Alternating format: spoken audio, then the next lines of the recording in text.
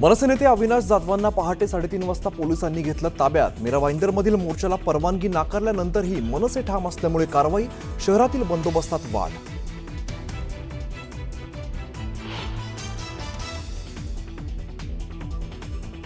महाराष्ट्रात मराठी माणसाच्या मोर्चाला परवानगी का नाही? दडपशाही करत आणखीन किती लोकांना अडवणार? संदीप देशपांडेंचा सवाल।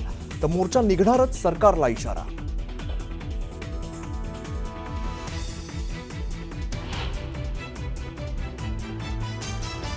मिरर रोडमध्ये मराठी एकीकरण समितीकडून मोर्चाचं आयोजन, पोलिसांकडून शहरात जमावबंदी आदेश लागू, शहरात बंदोबस्त वाढवला।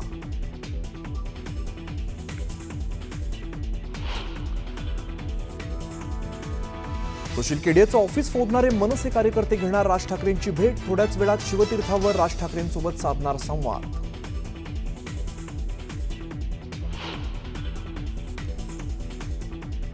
स्थानिक स्वराज्य संस्था निवडणुका महायुती म्हणूनच लढणार, निवडणुकीच्या कामाला लागण्याचे मुख्यमंत्री फडणवीस यांचे वर्षावर झालेल्या बैठकीत मंत्र्यांना आदेश।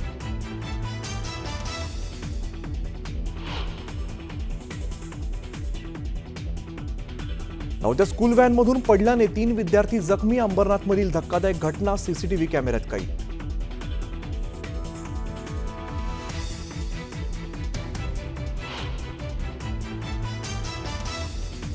विदर्भ कोकणासह घाटमाथ्यावरती जोरदार पावसाची शक्यता, हवामान विभागाकडून ऑरेंज अलर्ट जारी, नागरिकांना सतर्क राहण्याचा इशारा।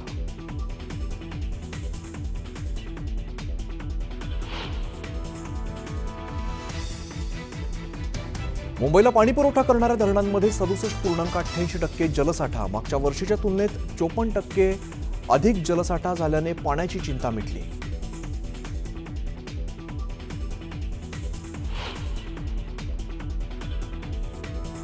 धुळे जिल्ह्यात पावसाची दमदार हजेरी, जामखेली धरण 100% भरलं, परिसरातील गावांमधील पिण्याच्या पाण्याचा प्रश्न मिटला।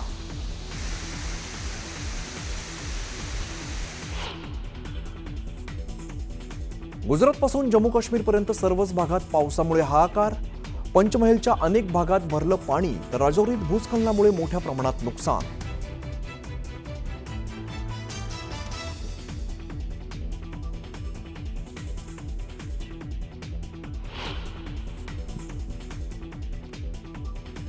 पंतप्रधान नरेंद्र मोदी रिओवरून ब्राझीलमध्ये पोहोचले, विमानतळावर पारंपरिक पद्धतीने मोदींचं स्वागत, राष्ट्रपती सिल्वांसोबत करणार चर्चा।